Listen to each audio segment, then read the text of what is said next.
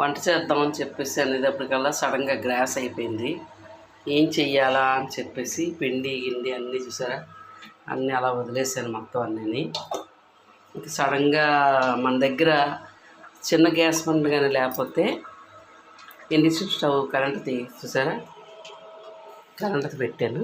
పెట్టి వంట చేస్తున్నాను. మన హౌస్ వైఫ్ తోటి ఏదైనా సరే అండి, సడన్గా ఆగిపోయినప్పుడు మనకి ఏం తోచాలో ఏం చెయ్యాలో తెలియదు. టక్మన స్టవ్ తీసి స్టవ్ పెట్టాను. ఇది టైమర్ సెట్ చేయాలి చూడండి, 1200 అలాగే టైమర్ సెట్ చేస్తే. కానీ కొద్దిగా లేట్ అయినా మనకు టైంకి మరి ఏం చేస్తామంటే తప్పదు కదా.